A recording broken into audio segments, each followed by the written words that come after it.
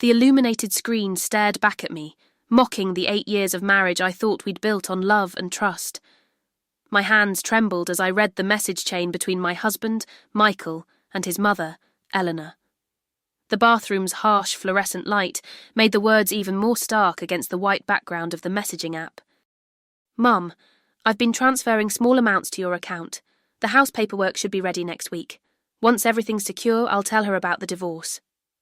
I had to read it 3 times before the reality sank in. Michael, my partner, my best friend, the man I'd supported through medical school with my 60-hour work weeks as a paralegal, was planning to divorce me, but not before he methodically stripped away everything we'd built together. Eleanor's response made my stomach turn. Smart move, honey. She doesn't deserve any of it anyway. You married beneath you, and it's time to correct that mistake. I sat down on the edge of the bathtub, my legs suddenly unable to support me. Our master bathroom, with its double sinks and marble countertops that we'd saved for years to renovate, now felt like a stranger's space. I thought about the mortgage I'd helped pay while Michael completed his residency, the inheritance from my father that went into the down payment. The nights I'd spent alone while he worked late at the hospital, never once complaining because I believed we were building our future together. My phone buzzed in my pocket, a text from my sister, Amber, checking if we were still on for lunch tomorrow. How could I possibly respond to something so normal when my entire world was collapsing? I heard Michael's footsteps coming up the stairs. Quickly, I placed his phone exactly where I'd found it, wiped away the tears that had begun to stream down my face, and flushed the toilet to create the illusion that I'd been using the bathroom for its intended purpose. As I washed my hands, I caught my reflection in the mirror, brown eyes wide with shock. Dark hair pulled back in the neat ponytail I always wore to my job at Howard & Mitchell law firm. At 32, I still looked younger than my age, something Michael used to tease me about affectionately. Now I wondered if my youthful appearance had somehow made him see me as naive, easy to manipulate. "Hey, Ellie, pizza's here," Michael called from the hallway. I dried my hands and practiced a smile in the mirror. It looked hollow, but it would have to do. "Coming," I responded, my voice surprisingly steady. As I walked downstairs to our open-concept living room, I observed Michael as if seeing him for the first time. His tall frame leaning casually against the kitchen island, dark hair still damp from his post-gym shower, scrolling through his phone, probably checking if his messages to his mother were secure. Did he look guilty? Was there any sign of the betrayal he was orchestrating? "Pepperoni and mushroom. Your favourite," he said, sliding a plate toward me with a smile that I once found irresistible. Now it looked like the grin of a predator. "Thanks," I managed, taking the plate and settling on one of the bar stools. "How was your day?" "Same old. Mrs. Patel's diabetes is getting worse, and the hospital administration is on my back about patient satisfaction scores." He took a large bite of pizza. "How about you?" I thought about my day at the law firm, the hours I'd spent preparing documents for a divorce case, ironically enough. "Nothing special, just paperwork." I forced myself to take a bite of pizza, though my appetite had vanished completely. We ate in what appeared to be comfortable silence, the way we had hundreds of times before. But now, each moment was charged with a terrible new awareness.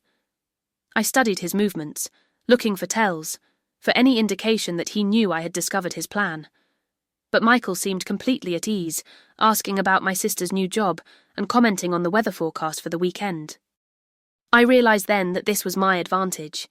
He had no idea that I knew, and knowledge, as I'd learned working at a law firm for the past decade, was power. After dinner, I excused myself to take a bath, needing space to think. As the hot water enveloped me, my shock began to crystallise into something harder, more focused. Anger, yes, but also determination. Michael and his mother had underestimated me. They thought I was just the supportive wife, the stepping stone to his success. They had no idea what I was capable of. Working in a law firm had taught me more than just how to file paperwork. I'd seen countless divorces, had prepared financial disclosures, had watched as attorneys uncovered hidden assets. I knew the system, and more importantly, I knew what happened to people who tried to hide assets during a divorce. I submerged myself completely underwater, letting the muffled silence calm my racing thoughts. When I resurfaced, I had the beginnings of a plan. The next morning, I woke before Michael and watched him sleep, this stranger who shared my bed. His features relaxed in sleep. He looked like the man I'd fallen in love with in college, the earnest pre-med student who'd wooed me with handwritten notes and promised me forever. What had changed?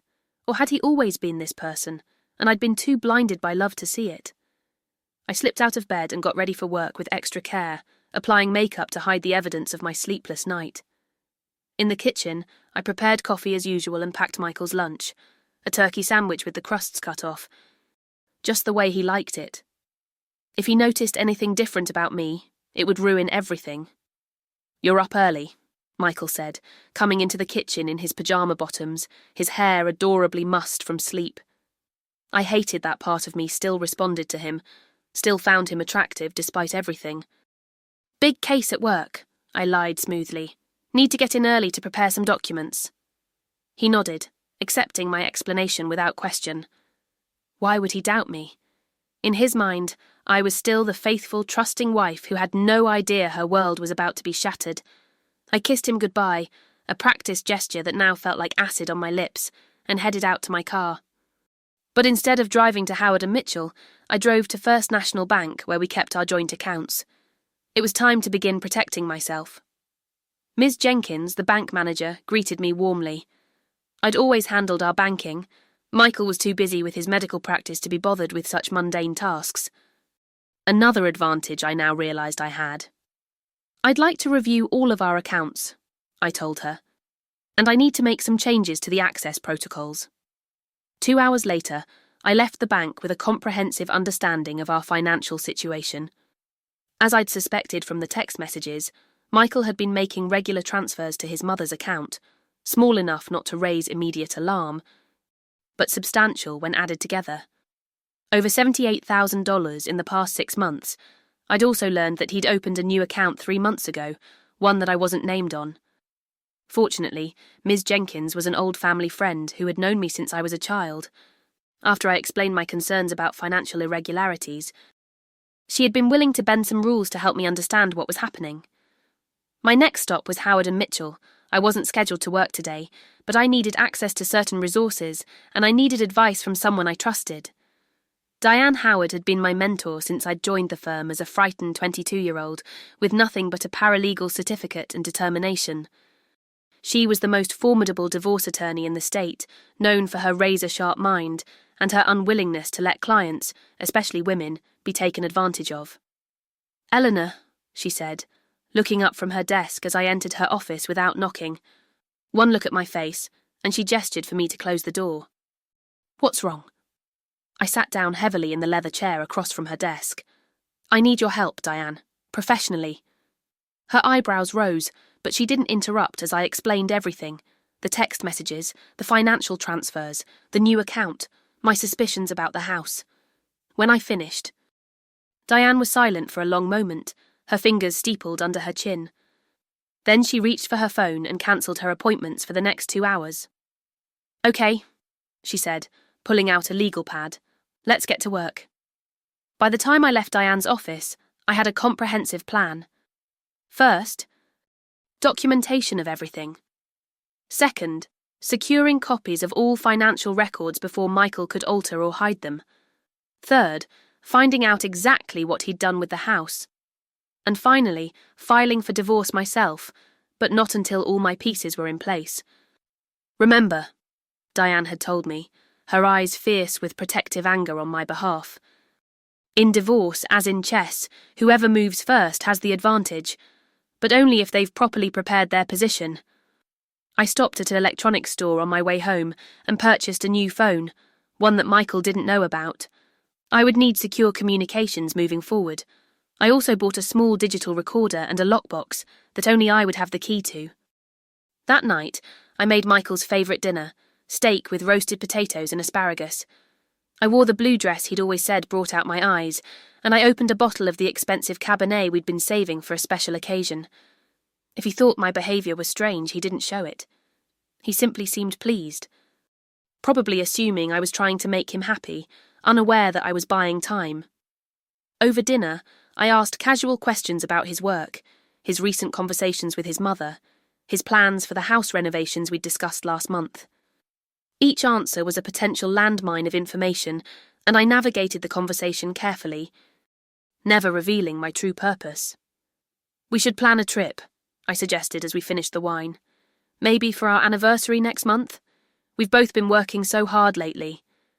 Michael hesitated, just for a second, but long enough for me to notice. "That sounds great," he said finally. "Where were you thinking?" "I don't know. Maybe the Bahamas. We've always talked about going." I reached across the table and took his hand, fighting the revulsion I felt at touching the man who was betraying me. 8 years, Michael. Can you believe it? He squeezed my hand, and I searched his eyes for any sign of remorse, any indication that he was struggling with his plans to discard me. There was nothing but the practiced warmth of a man who had become very good at living a double life. 8 amazing years, he agreed, raising his glass in a toast, to many more. The lie hung between us like smoke, acrid and suffocating. I smiled and clinked my glass against his, thinking, no. Michael, not many more. Not even one. The next morning I called in sick to work, something I'd done perhaps 3 times in my entire career. I needed the day to put my plan into motion. As soon as Michael left for the hospital, I began a systematic search of our home. In his home office, behind the medical textbooks he never referenced anymore, I found a folder of documents related to our house. Among them was a draft of a quitclaim deed, a document that would transfer my interest in our home to him exclusively. It wasn't signed, but it was prepared, ready for some moment when he thought he could persuade me to sign away my rights. I photographed everything with my new phone, then returned the documents exactly as I'd found them. Next, I turned to his laptop. Michael wasn't particularly tech-savvy and used the same password for everything, Ellie 2015, a combination of my name and the year we were married. The irony wasn't lost on me. His email confirmed what I already suspected. He'd been consulting with a divorce attorney of his own, not someone from my firm, thankfully, but a lawyer known for aggressive tactics in high-asset divorces. There were emails discussing strategy, emails about asset protection, emails that made it clear he'd been planning this for at least a year. There were also emails to his mother, different from the text messages but equally damning. They discussed what would happen after Ellie is out of the picture, plans for renovating the house, for investing the money they would keep from me, even discussions about women Eleanor thought would be more suitable for her precious son. I felt physically ill reading them, but I forced myself to continue, documenting everything. Knowledge was power, and I needed every advantage I could get. In one particularly revealing email from 3 weeks ago, Michael had written, "Mum, the lawyer says we need to be careful. If we're too obvious about moving assets, it could backfire. He suggested we use your accounts as temporary holdings, then move everything to the offshore account after the divorce is finalised. That way, when I have to disclose finances, the money won't be in my name at all." So there was an offshore account. That complicated things, but it didn't change my resolve. If anything, it strengthened it. This wasn't just a husband falling out of love and seeking a divorce. This was calculated, premeditated theft. I continued my search, finding notes in his personal journal about his dissatisfaction with our marriage. According to Michael, I wasn't sophisticated enough for his new position as chief of cardiology. I didn't fit in with the wives of his colleagues. I was a starter wife, someone to support him through the difficult early years of his career, but not the partner he needed moving forward. Each discovery was a fresh wound, but also a strengthening of my purpose. By mid-afternoon, I had gathered more evidence than I had expected to find. Michael had been careless, confident in my ignorance and trust. I drove to Diane's house, not wanting to be seen at the office on a day I'd called in sick. She reviewed everything I'd found, her expression growing darker with each new piece of evidence. "This is good," she said finally. "Very good. But we need more about the offshore account, and we need to move quickly on the house situation." She made some calls, then turned back to me. "I've scheduled an appointment with a forensic accountant for tomorrow. He's the best in the business at tracking hidden assets. And I've got a real estate attorney looking into the status of your home. If Michael has already done anything to change the title without your knowledge, we can use that against him." I nodded, feeling a strange calm settling over me. The pain was still there, a constant ache in my chest, but it was overshadowed now by purpose. "What do I do tonight?" I asked. "How do I face him?" Knowing all this, Diane's expression softened slightly. "You do exactly what you've been doing. You play the role of the unsuspecting wife. You give him no reason to accelerate his plans or hide evidence we haven't found yet." She reached across the desk and gripped my hand tightly. "You're stronger than you know, Eleanor. And when this is over, you'll be okay. I promise." That night, I lay beside Michael in our bed, listening to his steady breathing as he slept. I thought about the early days of our relationship, the way he'd looked at me with such genuine adoration, the future we'd planned together, the children we'd talked about having someday. Had it all been a lie? Or had something changed along the way? Did it even matter anymore? The next 2 weeks passed in a blur of activity disguised as normalcy. By day, I played the role of dedicated wife, making dinners, asking about Michael's work, maintaining our usual routines. But while he was at the hospital, I was building my case. The forensic accountant, Mr. Patel, confirmed the existence of an offshore account in the Cayman Islands. He also uncovered a pattern of financial deception going back nearly 2 years, shortly after Michael had been promoted to Chief of Cardiology. "In my professional opinion," Mr. Patel told Diane and me during our final meeting, "Dr. Reynolds has diverted approximately $342,000 to accounts and investments that he has deliberately kept hidden from his wife. Additionally, the recent refinancing of the home was done with falsified documents. Mrs. Reynolds' signature was forged on several key documents." Forgery. That was a criminal offence, not just a matter for family court. I felt a cold satisfaction at this discovery. Michael hadn't just been planning to divorce me, he'd been committing fraud. The real estate attorney confirmed what Mr. Patel had found. 3 months ago, Michael had refinanced our home, taking out equity that should have been partly mine. The paperwork contained my signature, except I had never signed it. He had forged my name, probably using the power of attorney I'd given him years ago, when I'd had surgery and was temporarily incapacitated. "We have him," Diane said after the real estate attorney left. "The forgery alone gives us tremendous leverage. Add the hidden accounts and the conspiracy with his mother, and he's looking at not just an unfavourable divorce settlement, but potential criminal charges." I nodded, but found myself hesitating. "I don't want to destroy him, Diane."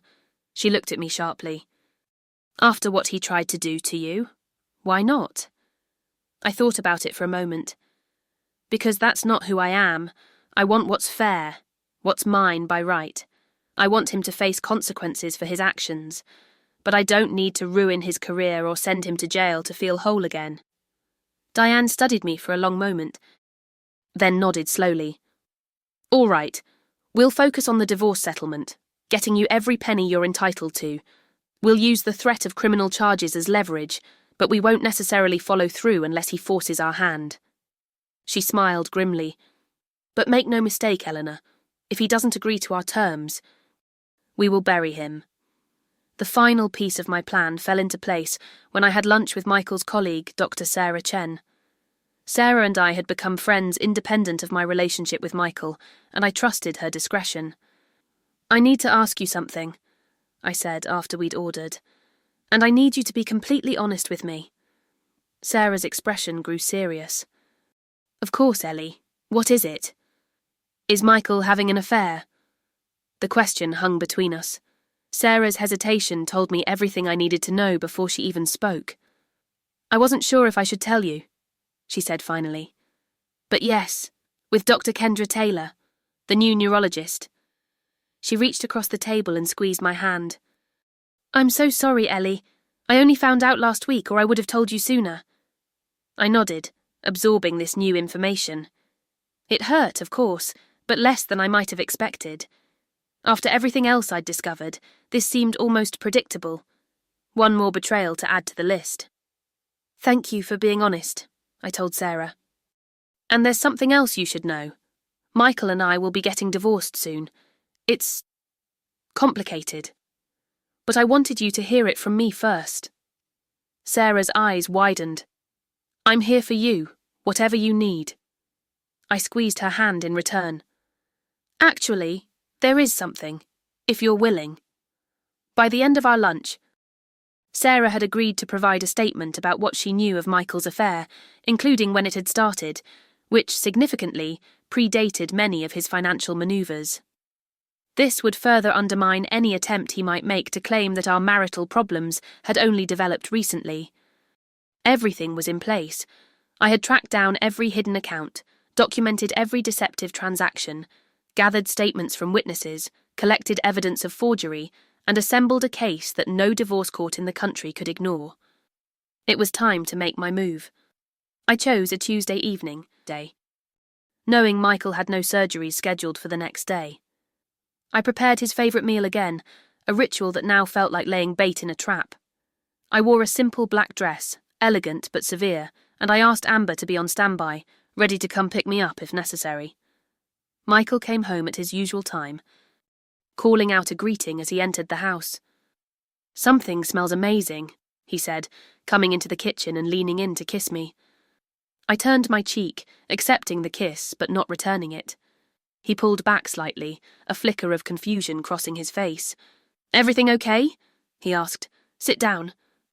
"Michael?" I said, gesturing to the dining room table, which I'd set with our best china and crystal glasses. "We need to talk." He followed me to the table, his expression now cautious.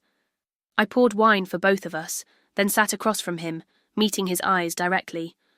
"I know everything," I said simply. Michael's face remained carefully neutral. "What do you mean?" "I know about the money you've been transferring to your mother. I know about the offshore account in the Cayman Islands. I know you forged my signature on the refinancing documents for our house.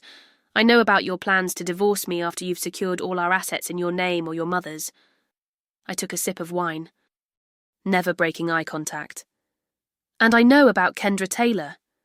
The colour drained from his face, but he quickly recovered, his expression hardening. "You've been spying on me." I laughed, the sound brittle in the quiet room. "Is that really your response?" "I discover that my husband has been systematically betraying me.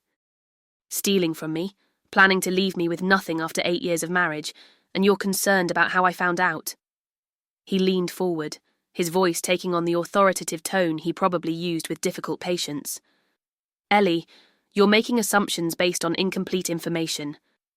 Yes, there have been some financial transactions you weren't aware of, but they were investments for our future. And yes, my mother has been helping me manage some of our assets." "Stop," I interrupted, raising a hand. "Just stop. I have copies of your emails, Michael. I have documentation of every transfer. I have proof of the forgery. I have statements from witnesses about your affair." I reached into the folder beside me and slid a document across the table. "And I have this." He looked down at the paper, his expression changing as he realised what it was. A petition for divorce, already filed with the court, naming him as the respondent. "You're divorcing me?" he asked, genuine shock in his voice. "Yes, Michael, I am divorcing you, not the other way around." I smiled thinly.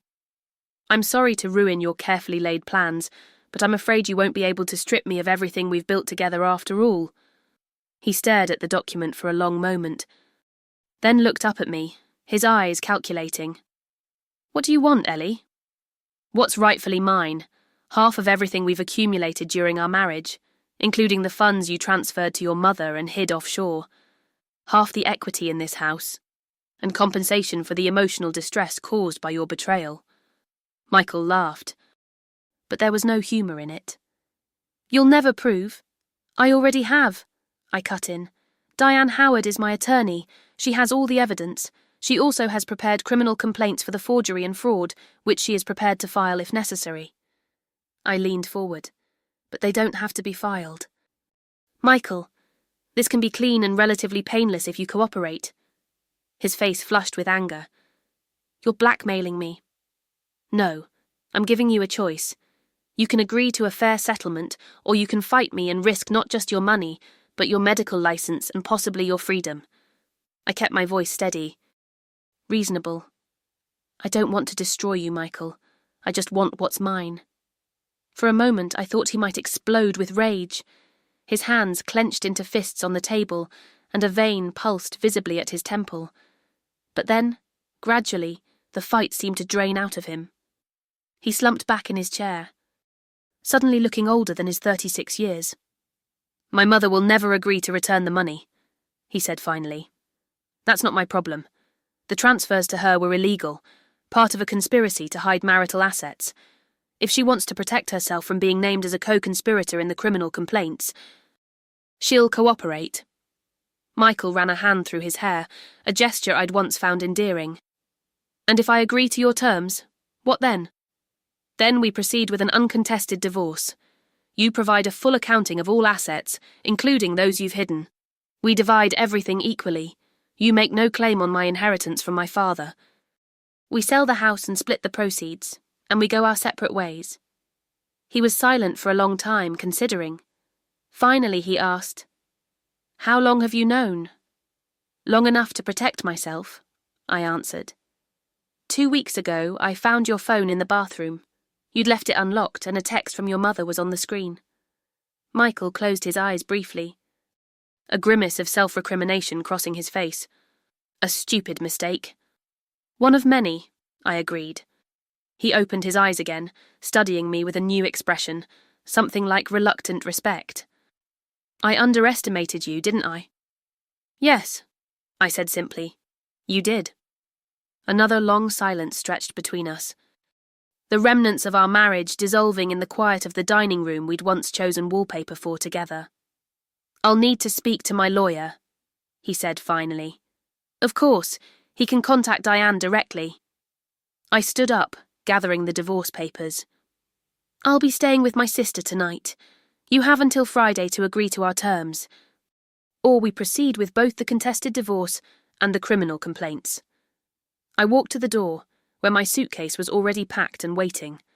Michael followed me, looking slightly dazed, as if he couldn't quite believe how quickly his plans had unravelled. Ellie, he said as I reached for the door handle, or, for what it's worth, I did love you once. I turned to look at him one last time, this man who had been the centre of my world for nearly a decade, who had shared my bed and my dreams and my future. I felt a complex mixture of emotions, anger and grief, yes, but also an unexpected sense of liberation. It's not worth much, Michael, but thank you for telling me. I walked out the door without looking back. The next 3 days were a whirlwind of legal activity. Michael's attorney, a sharp-suited man with a reputation for aggressive tactics, met with Diane and me on Wednesday. He blustered and threatened and tried to minimise what Michael had done. But in the face of our evidence, his position was ultimately untenable. By Thursday afternoon, we had the framework of an agreement. Michael would provide a complete accounting of all assets, including those transferred to his mother and the offshore account. All marital property would be divided equally. The house would be sold, and the proceeds split. My inheritance would remain solely mine, as would any assets either of us had acquired before the marriage. Eleanor Reynolds, my soon-to-be ex-mother-in-law, was less cooperative. She refused to acknowledge her role in the conspiracy until Diane sent her attorney copies of the emails between her and Michael, along with bank records showing the transfers. Faced with the possibility of criminal charges, she finally agreed to return the funds she was holding. On Friday morning, Michael signed the agreement. He looked defeated, a far cry from the confident doctor who had been planning to discard me with nothing. I'm sorry, he said as he set down the pen. I never meant for it to go this far.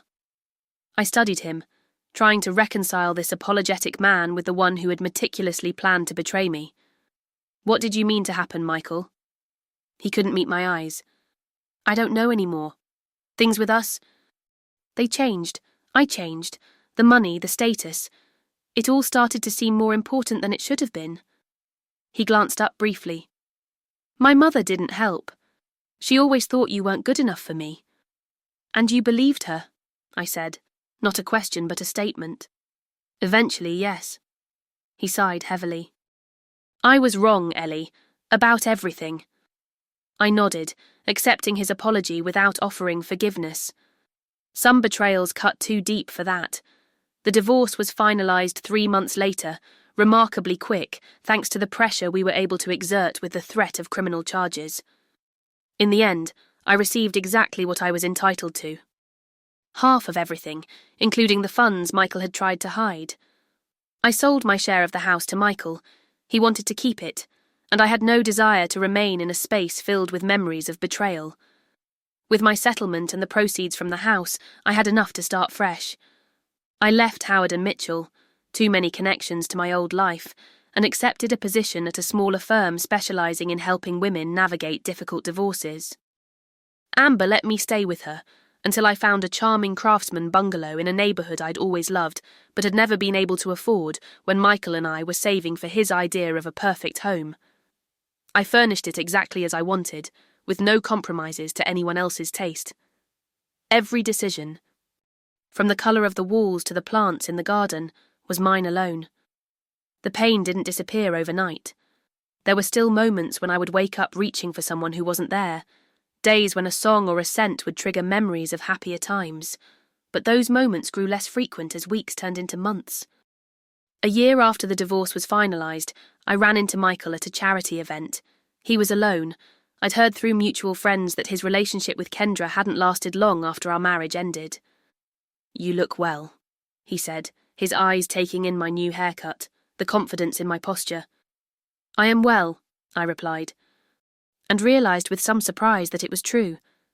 The woman who had been so devastated by betrayal had transformed into someone stronger, more self-assured. "I'm glad," he said, and I thought I detected genuine remorse in his expression. "And I'm sorry. For everything." I nodded, accepting his apology for what it was. Too little. Too late. But sincere nonetheless. "Take care of yourself, Michael." As I walked away, I felt the last of my anger dissolving, replaced by something like pity. Michael had lost far more than I had in the end, not just financially, though the settlement had certainly impacted his lifestyle, but in terms of reputation, relationships, trust. His affair with Kendra had become public knowledge, his mother's health had deteriorated after the stress of the legal battle, and several of his colleagues had distanced themselves once they learned what he'd tried to do. I, on the other hand, had discovered resources within myself I hadn't known existed. I had built a new career helping other women navigate the treacherous waters of betrayal and divorce. I had created a home that was truly mine. And I had learned the most valuable lesson of all, that I was stronger than any challenge life could throw at me. The greatest revenge, I realised, wasn't in taking Michael to court, or exposing his betrayal, or even in securing my fair share of our assets. It was in rebuilding my life on my own terms, in finding happiness that didn't depend on anyone else, in becoming a woman who could never again be underestimated or taken for granted. As I left the charity event that night, walking to my car under a sky full of stars, I felt a sense of peace that had been missing for a very long time. The future stretched before me, full of possibilities that were entirely my own to explore. Sometimes, the most devastating discoveries can lead to the most liberating outcomes. Finding Michael's phone in the bathroom that day had shattered my world. But from those fragments, I had built something far more valuable. A life that was authentically, uncompromisingly mine. 6 months after the charity event where I'd last seen Michael, I received a call from Sarah Chen. She and I had maintained our friendship despite the awkwardness that often comes with divorce and shared social circles. "Ellie, have you heard about Eleanor?" she asked without preamble. "Michael's mother? No, what about her?" "She's had a stroke. It's serious. I thought you should know." I sat down on my couch, unexpected emotions washing over me. Eleanor Reynolds had been a formidable adversary, a woman who had conspired with her son to leave me with nothing. She had never approved of me, had actively worked against our marriage, and had shown no remorse when confronted with evidence of her actions. And yet, hearing of her illness, I couldn't summon hatred or satisfaction, only a complicated sense of pity. "Is Michael with her?" I asked. "Yes. He's taken a leave of absence from the hospital. She's at Mercy General in the ICU." After thanking Sarah for letting me know, I sat for a long time in my quiet living room, thinking about the twisted bonds of family that had shaped my marriage and its end. Eleanor's influence over Michael had been profound, perhaps even more significant than I'd realised during our years together. The next morning, I found myself driving to Mercy General, a bouquet of simple white lilies in the passenger seat beside me. I didn't analyse my motivations too deeply. I just knew it was something I needed to do. I found Michael in the ICU waiting room, slumped in an uncomfortable chair, staring blankly at the muted television mounted on the wall. He looked up as I approached, surprise registering on his tired face. "Ellie, what are you doing here?" I handed him the flowers. "Sarah told me about your mother. I'm sorry." He accepted the bouquet with an expression of bewilderment. "Thank you. That's unexpected." I shrugged, taking a seat across from him. "How is she?" "Not good." His voice cracked slightly. "The stroke was massive. She's stabilised, but the doctors aren't optimistic about recovery." He looked down at the flowers in his hands. "Why did you come? After everything she did? Everything we did?" "I don't know exactly," I admitted. "Maybe because no one should go through something like this alone. Maybe because holding on to anger isn't good for anyone. Or maybe just because it seemed like the right thing to do." Michael nodded slowly, and for a moment I caught a glimpse of the man I'd once loved. Thoughtful, vulnerable, human. "Would you like to see her? She's not conscious, but—" The question surprised me, but after a moment's consideration I nodded. "Yes, I think I would." Eleanor Reynolds lay small and pale against the white hospital sheets, tubes and wires connecting her to various machines that beeped and hummed in the sterile room. Her carefully coloured hair lay flat against the pillow, her immaculately manicured hands limp at her sides. She looked diminished, stripped of the imperious presence that had dominated so many uncomfortable family dinners and holiday gatherings. I stood at the foot of her bed, watching the mechanical rise and fall of her chest, feeling strangely hollow. This woman had seen me as an obstacle, a mistake her son had made, someone unworthy of the Reynolds name or fortune. And yet, looking at her now, I could see only another human being, frail and mortal like the rest of us. "I never understood why she disliked me so much," I said quietly. Michael, standing beside me, sighed heavily. "It wasn't really about you. My father left her when I was 10, ran off with his young secretary in the most cliched way possible. She never got over it.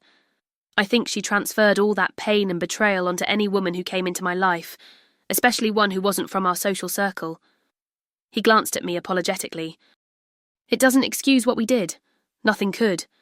But maybe it explains something about her." I nodded, absorbing this piece of information that cast a new light on the family dynamics I'd been part of for 8 years. How strange to learn such a crucial detail only after the marriage had ended.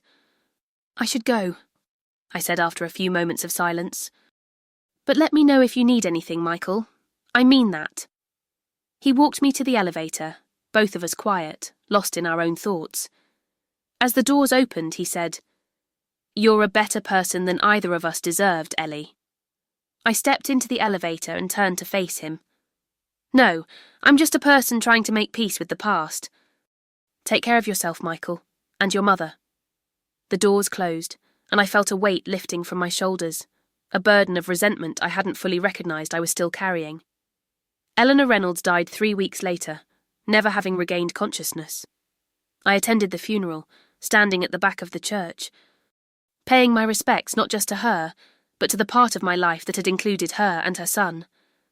Afterward, Michael sought me out, thanking me for coming, his grief evident in the shadows beneath his eyes and the slump of his shoulders.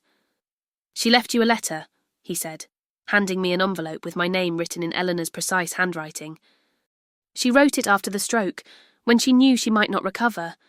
Her right side was paralysed, so the handwriting is shaky, but—" He shrugged. She insisted. I took the envelope, surprised and somewhat wary.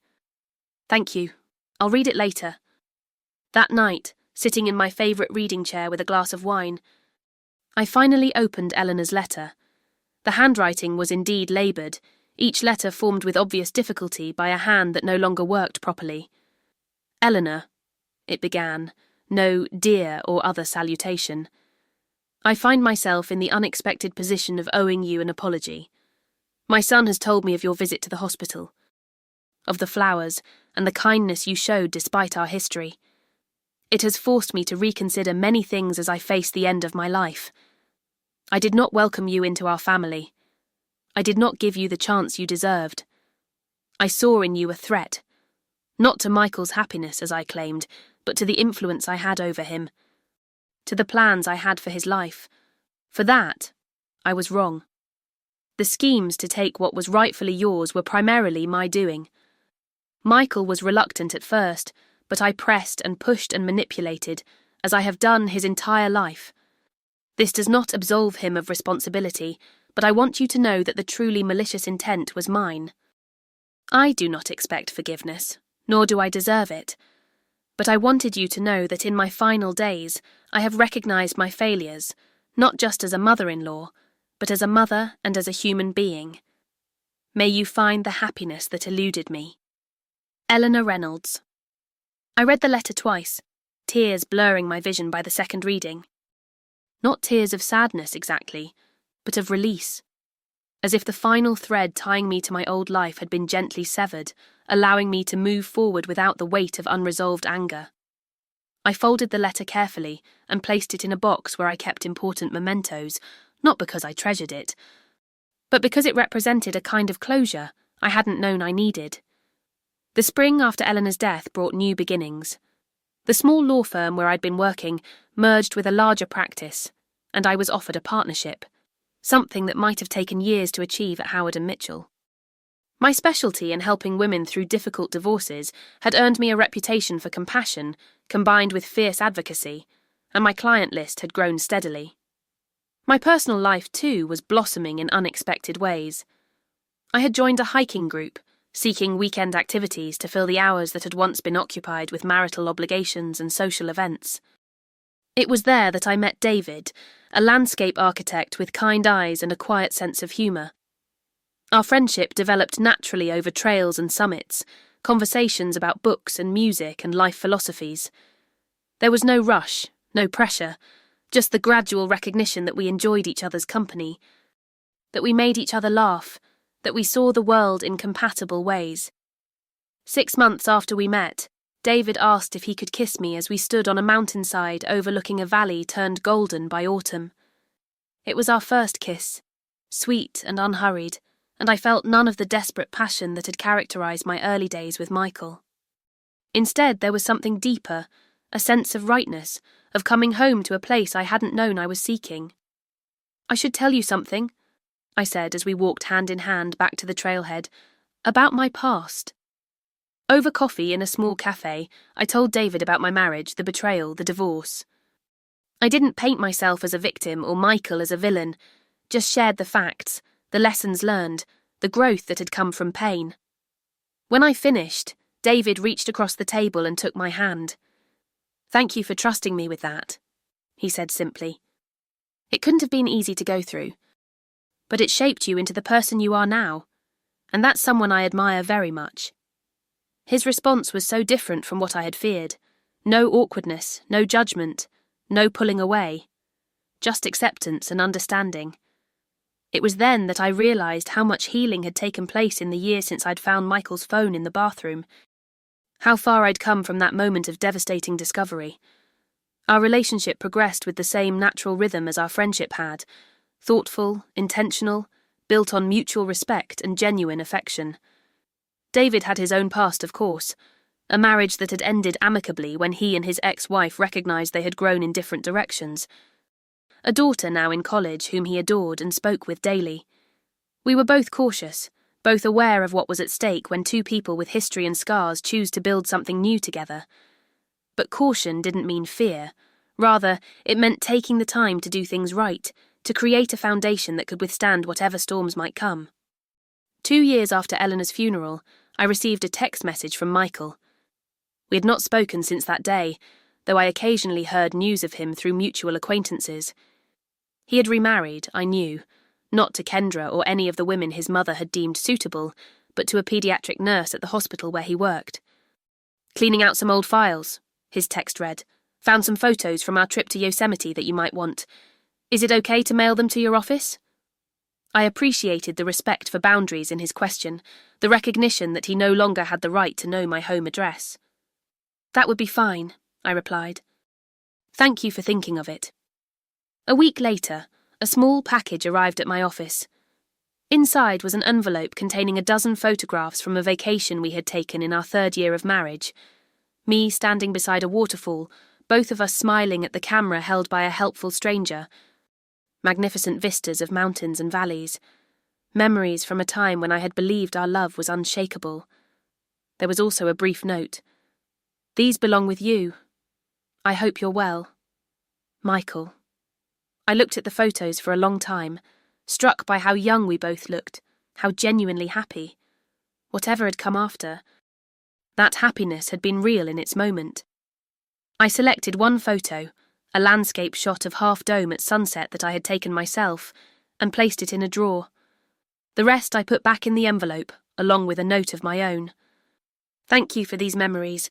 I'm keeping one as a reminder of the good times, which were real and valuable.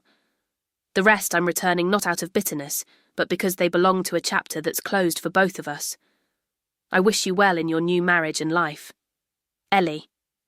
I mailed the package to the hospital address he'd used as a return label, then went home to the house I shared with David, who was in the backyard working on the garden we had planned together. As I watched him through the kitchen window, hands in the soil, face lifted to the sun, I felt a surge of gratitude for the journey that had brought me here. Even the painful parts, even the betrayals and losses. Finding Michael's phone that day had been a devastation. Yes. But it had also been the beginning of finding myself, of discovering a strength and resilience I might never have known otherwise. It had led me, through a winding and sometimes difficult path, to this moment. To a life built on honesty and mutual respect, to work that fulfilled me and relationships that nurtured me, to a home that was truly a sanctuary. David looked up, saw me watching and smiled. That warm, genuine smile that never failed to touch my heart. He held up a seedling, gesturing for me to join him.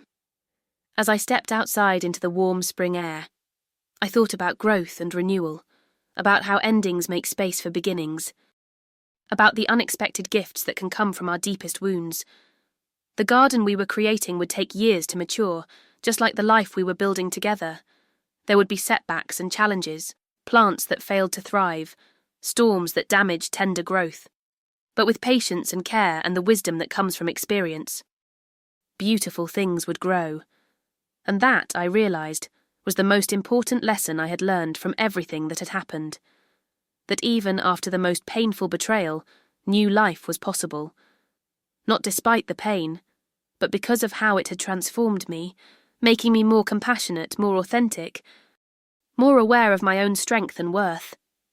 As David handed me a trowel and showed me where to dig, his hands guiding mine with gentle precision, I felt a deep sense of peace. The past had not disappeared. It had been integrated, acknowledged, accepted as part of my story, but not its conclusion. The future stretched before us, unwritten and full of possibility. And this time, I was creating it on my terms, with clear eyes and an open heart. If you like this story, please like this video, subscribe to the channel, and share your impressions of this story in the comments. To listen to the next story, click on the box on the left.